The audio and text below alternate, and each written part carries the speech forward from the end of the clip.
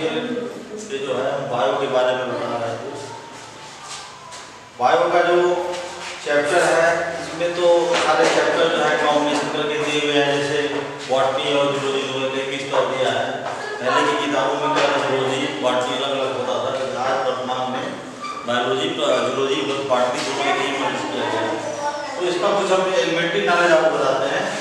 Biology सब जो है ये बायोस प्लस लोगस से मिलके बना हुआ है। बायोस का मतलब होता है जीव जंतु और लोगस का मतलब होता है ज्ञान। तो जीव जंतुओं के बारे में किए गए ज्ञान को हम बायोलॉजी या जीव विज्ञान कहते हैं।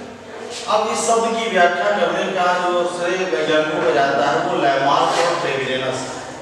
लेमार्क और ट्रेविरेनस इन्होंने सर्वप्रथम इस बायोलॉजी शब्द की व्याख्या की थी। कब की थी? 1902 में।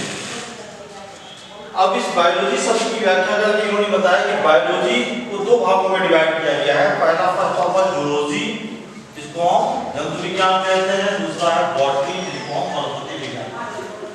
तो कहने का मतलब फादर ऑफ जो बायोलॉजिस्ट जो थे वो लेमार्क और ट्रेविरेनस 1902।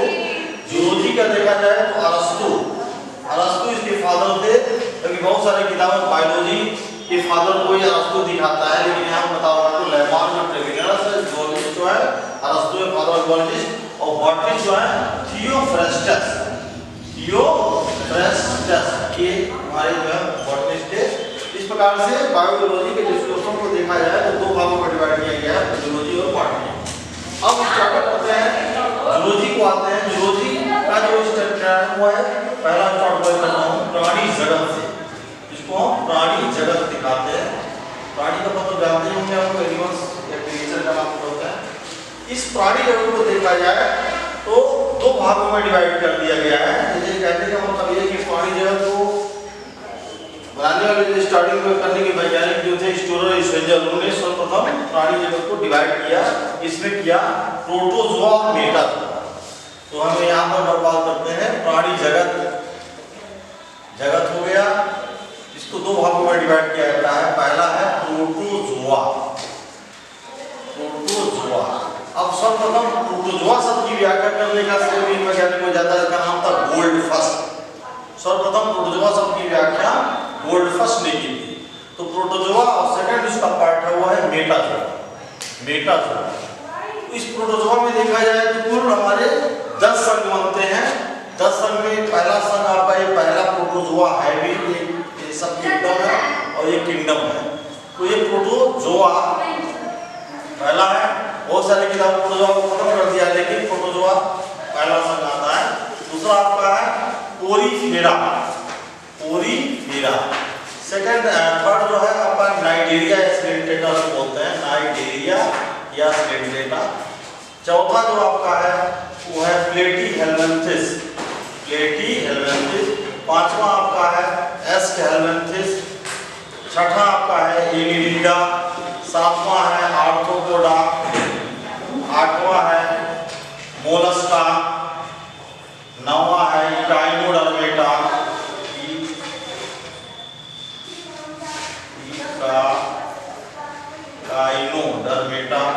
और 10वां एक नाम से बना हुआ है हेमिकॉर्डेटा। इस प्रकार से ये 10 संघ बने हुए हैं और 10 संघ में अलग अलग प्रकार के जीव जंतु आपको देखने को मिलेंगे। अब बारी आती है कि प्रोटोजोआ की स्टार्टिंग में गोल्डफट ने बनाया। तो इस प्रोटोजोआ शब्द के में जो जीव बनते हैं वो ऐसे अमीबा है, पैरामीशियम है, यूग्लिना है वगैरह तमाम ऐसे जीव जंतु हैं। इसमें आपको जानना होगा कि यूग्लिना जो एक ऐसा प्राणी है जो जंतु और पौधे दोनों के बीच की कड़ी माना जाता है, जो आज हमारे आपके सामने वर्तमान में है भी। इस प्रकार से अमीबा है, यूग्लिना है, तमाम ऐसे जीव जंतु हैं, टमीबा है, सारे प्रोटोजोआ में आते हैं। अब आते हैं ये तो कहने में इनका जो स्थान है वो तालाब झीलों में पाए जाते हैं, जिससे पानी में पाए जाते हैं। जबकि पोरीफेरा और नाइडेरिया के जो जीव जंतु हैं वो अक्सर समुद्री होते हैं, सी एनिमल्स कहे जाते हैं। इसमें इसका उदाहरण देखा जाए तो स्पंज हो जाता है, नाइडेरिया में हाइड्रा वगैरह आते हैं, और जो भी आरेलिया है, स्पॉन्जिला है, फाइसेलिया है, तमाम ऐसे जीव जंतु इसके नाइडेरिया के अंदर आते हैं। प्लेटीहेल्मिन्थिस का जो नाम प्लेटीहेल्मिन्थिस पड़ा, ये क्यों पड़ा? क्योंकि इसमें की जो जीव होते थे वो जस्ट लाइक प्लेट जैसे समान होते थे और ये एंडोपैरासाइट है, अंतःपरजीवी।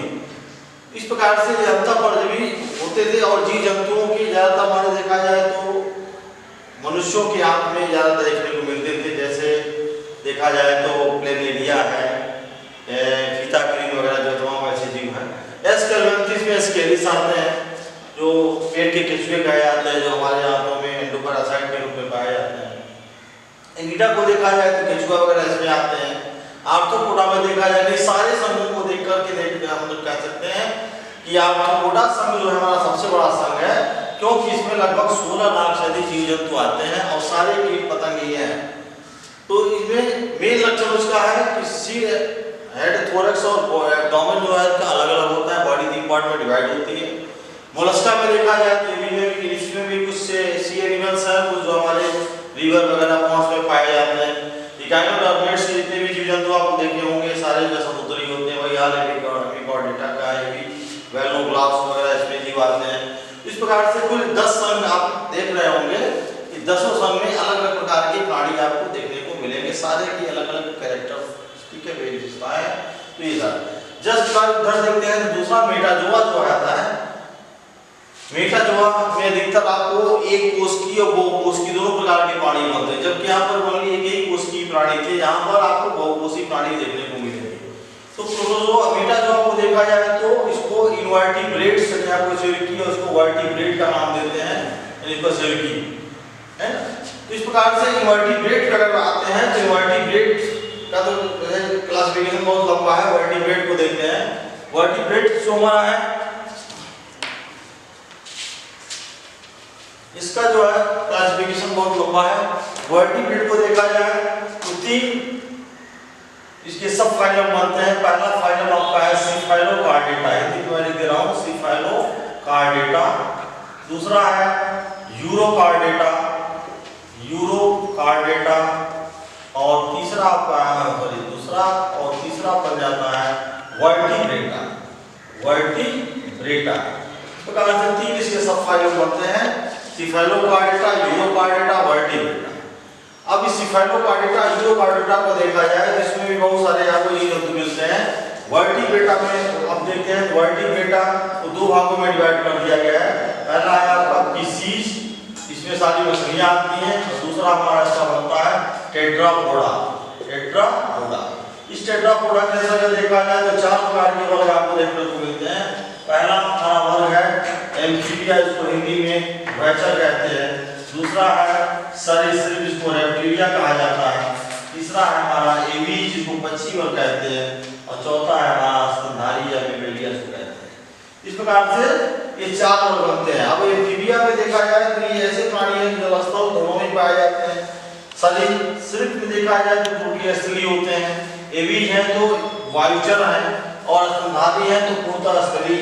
इसमें जो कुछ ऐसे प्राणी भी हैं जो जलीय होते हैं, जैसे मछली में स्तनधारी मछलियां होती हैं, जैसे ब्लू व्हेल है, जैड शार्क मछली है, स्कोलेडॉन वगैरह जो है ये स्तनधारी में आती है, तो जलीय है।